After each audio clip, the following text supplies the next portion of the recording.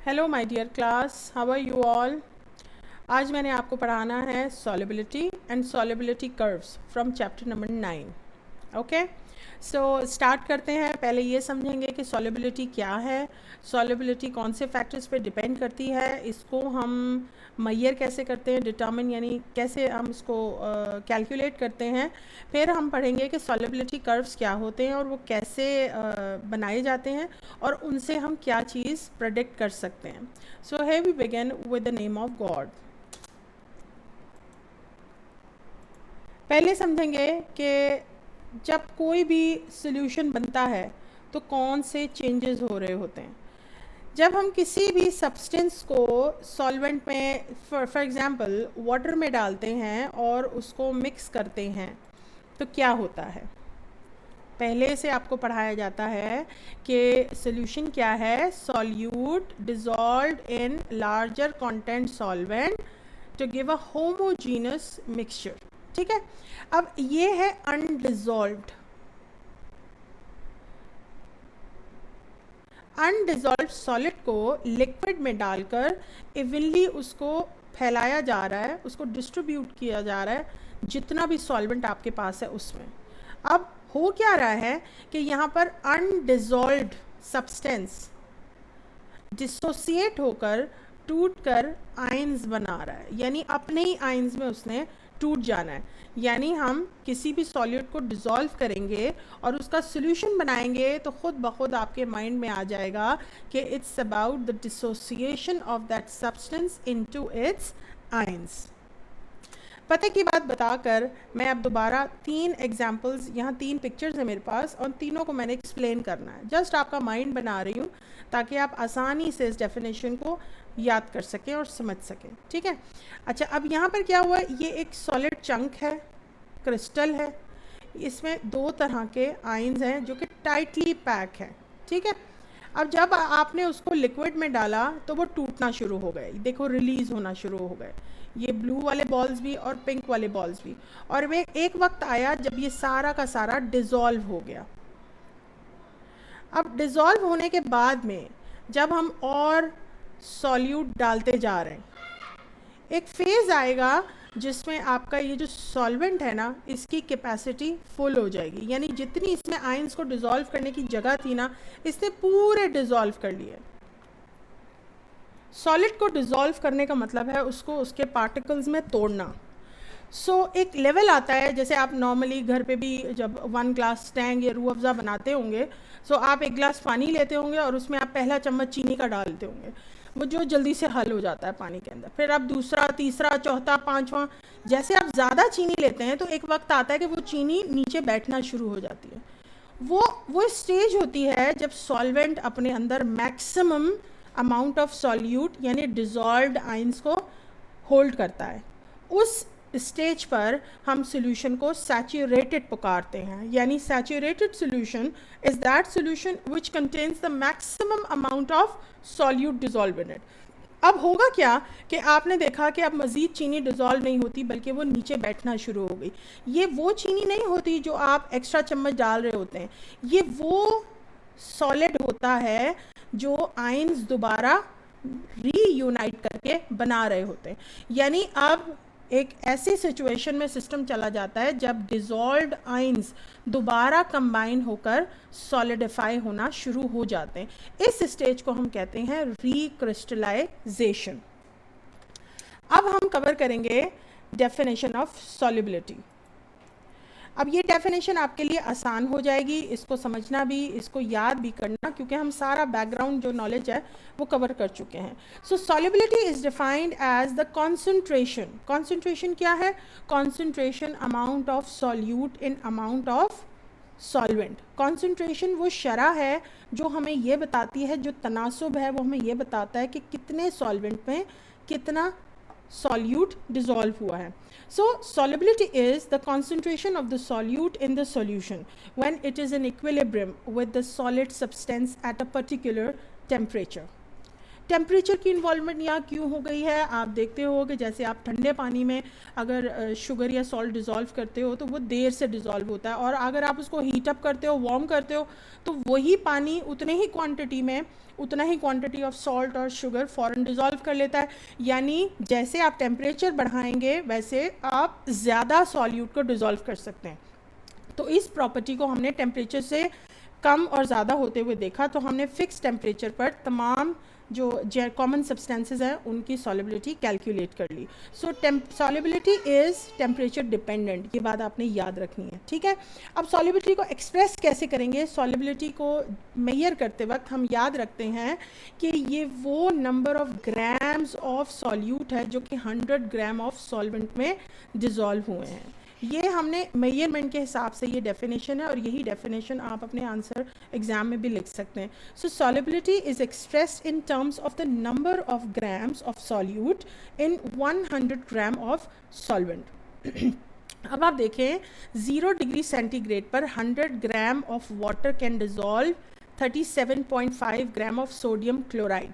सो sodium chloride की solubility हो गई 37.5 ग्राम एट 0 डिग्री सेल्सियस। बिल्कुल इसी तरह 100 ग्राम ऑफ वाटर में हम 0 डिग्री सेल्सियस पर 14.3 ग्राम्स कॉपर सल्फेट को डिज़ोल्व कर सकते हैं। सो क्या अंदाज़ा लगा रहे हैं आप, कॉपर सल्फेट की solubility is lesser than that of sodium chloride, and clearly this is the gram of solute in 100 gram of solvent.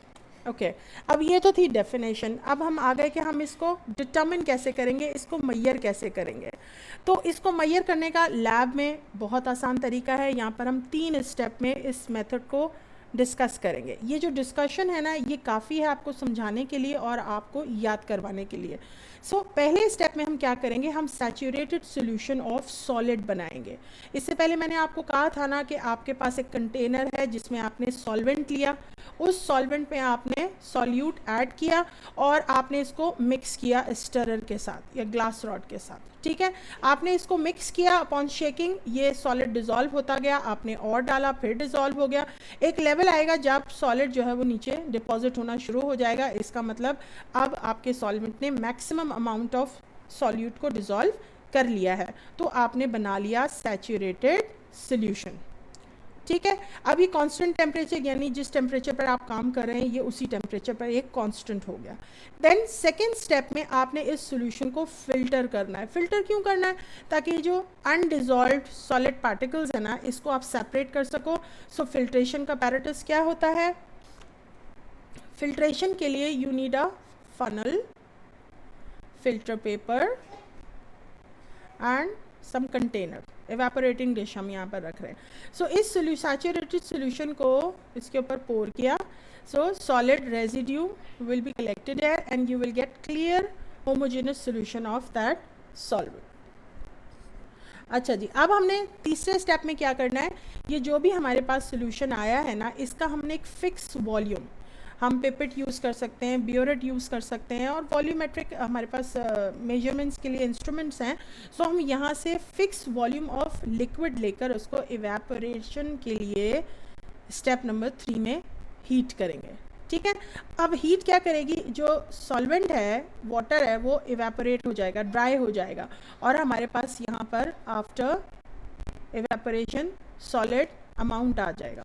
सो अब हमने उसको वे आउट करना है ताकि हमें पता चले कि कितने सॉल्वेंट में कितना ग्राम ऑफ सॉल्यूट हमें मिला है। तो फिर उसके बाद हम यूनिटी मेथड से ये पता लगा लेंगे कि 100 ग्राम अगर सॉल्वेंट होगा तो उसके हिसाब से कितने ग्राम सॉल्यूट कैन बी डिज़ोल्व, और वो बन जाएगी उसकी सॉल्युबिलिटी। यानी अगर ये एक्सपेरिमेंट हमने सोडियम क्लोराइड के साथ परफॉर्म किया होता तो हमें मिलता 37.5 gram of sodium chloride dissolved in 100 gram of water. Okay, अब आगे चलते हैं। लेक्चर का नेक्स्ट पार्ट है about the solubility curves. Solubility curves क्या हैं? Solubility curves are basically graphs between temperature and solubility.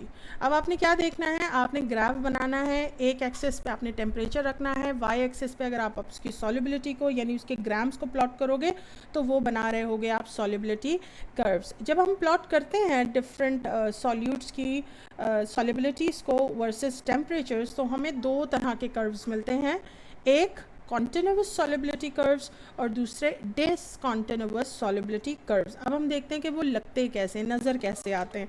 तो पहले हम पढ़ेंगे कॉन्टिन्यूस सॉल्युबिलिटी कर्व्स। अब ये कॉन्टिन्यूस हैं यानी ये जारी रहेंगे, एक ही जैसे रहेंगे। कॉन्टिन्यूस मीन्स कॉन्टिन्यू यानी रेगुलर इंक्रीजिंग और डिक्रीजिंग ट्रेंड। अब इस ग्राफ में आपको क्या देखो, कितने सारे एग्जांपल्स हैं। यहाँ पर सोडियम नाइट्राइट है, कैल्शियम क्लोराइड है, लेड नाइट्रेट है, potassium nitrate, potassium chloride, potassium dichromate, sodium chloride, potassium chlorate and caesium sulphide. अब इतने सारे एग्जाम्पल्स में आप वाई एक्सिस पे रखी गई है सॉल्युबिलिटी और एक्स एक्सिस पे रखा गया है टेम्परेचर, और आप देख रहे हो कि मुस्तकिल इंक्रीज इन सॉल्युबिलिटी है, यानी जैसे जैसे आप सोल्यूशन का टेम्परेचर बढ़ाते जाएंगे ज़्यादा जो है वो ग्राम्स डिज़ोल्व होते जाएंगे, राइट। सो यहाँ पर आपको रेगुलर इंक्रीज मिल रहा है यानी कॉन्टिन्यूस कर्व मिल रहा है, तभी इसका नाम है कॉन्टिन्यूस सॉल्युबिलिटी कर्व्स। यहाँ पर कोई ब्रेकअप्स नहीं है। इसके बरक्स डिसकॉन्टिन्यूस सॉल्युबिलिटी कर्व्स में आप देखो आपको जंप्स मिल रहे हैं, यानी बार बार ट्रेंड रिपीट हो रहा है, इंक्रीजिंग देन गिर गया, फिर इंक्रीजिंग, ये देखो ये increasing then it drops down, then further increases, then it drops down and further increase. So ये जो breakups है ना, मतलब ग्राफ ना ओवरऑल इंक्रीजिंग है ना ओवरऑल डिक्रीजिंग, कभी राइजिंग कभी डिक्रीजिंग। सो इसको हम कहेंगे डिसकॉन्टिन्यूस सॉल्युबिलिटी कर्व्स। बात याद रहे कि इस एग्जाम्पल्स में अब ये कैल्शियम क्लोराइड 6H2O हेक्साहाइड्रेटेड, और पता है कि ये जो वाटर मॉलिक्यूल्स हैं ये सॉल्ट को गीला नहीं करते, वेट नहीं करते, सॉल्ट रिमेन्स ड्राई, मगर क्योंकि ये इसके क्रिस्टल के दरमियान में होते हैं और ये मोलर मास का हिस्सा होते हैं, और इन वाटर मॉलिक्यूल्स को हम कहते हैं वाटर ऑफ क्रिस्टलाइजेशन। अब वाटर ऑफ क्रिस्टलाइजेशन क्या है, ये वो वाटर मॉलिक्यूल्स हैं जो कि क्रिस्टल के हैं, ठीक है। अब आपने देखा पहले आपने टेम्परेचर इंक्रीज़ किया तो टेम्परेचर बढ़ाने के साथ साथ सॉल्युबिलिटी बढ़ी और उसके बाद दो वाटर मॉलिक्यूल्स निकल गए और ये हो गया कैल्शियम क्लोराइड 4H2O, यानी अब दोबारा सॉल्युबिलिटी गिरी और दोबारा इंक्रीज़ हुई। फिर उसके बाद आपके दो वाटर मॉलिक्यूल्स और ड्रॉप हो गए और आपके रह गए 2H2O।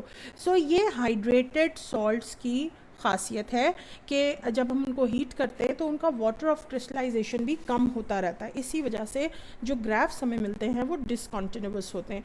बिल्कुल इसी तरह सोडियम सल्फेट डेकाहाइड्रेटेड सॉल्ट है, 10H2O वाटर ऑफ क्रिस्टलाइजेशन है, और जब आप इसको टेम्परेचर से ऑब्जर्व करते हो कि सॉल्युबिलिटी पे क्या असर पड़ता है, तो पहले वो इंक्रीज़ होती है, फिर पीक पे जाने के बाद वो 10H2O मॉलिक्यूल एमिट कर देते हैं, निकाल देते हैं, और दोबारा सॉल्युबिलिटी का जो ट्रेंड है वो डिक्रीजिंग हो जाता है। सो यहाँ पर मैं अपना लेक्चर तमाम कर रही हूँ। उम्मीद है कि जितना मैंने आपको समझाया आपको समझ में आ गया है। ये चैनल आपके लिए है, आपकी हेल्प के लिए है, केमिस्ट्री को आसान बनाने के लिए है। इसको देखते रहिए, सब्सक्राइब कीजिए, शेयर कीजिए और अपने कमेंट्स ज़रूर फॉरवर्ड कीजिए ताकि मैं आपके लिए कोई इससे भी बेहतर तरीके से आपको केमिस्ट्री पढ़ा सकूं। And don't forget to press the bell icon ताकि कल जब मैं आपको नई वीडियो अपलोड करूं बनाकर तो आपको नोटिफिकेशन मिले और आप जल्दी जल्दी से अच्छी सी केमिस्ट्री की तैयारी कीजिए। आपकी कामयाबियों में अपना हिस्सा डाल रही हूं और मुझे उम्मीद है कि मेरा पढ़ाने का तरीका और मेरे समझाने का तरीका आपको एक अच्छा पेपर देने के लिए ज़रूर तैयार करेगा। खुदा हाफिज़ एंड टेक केयर।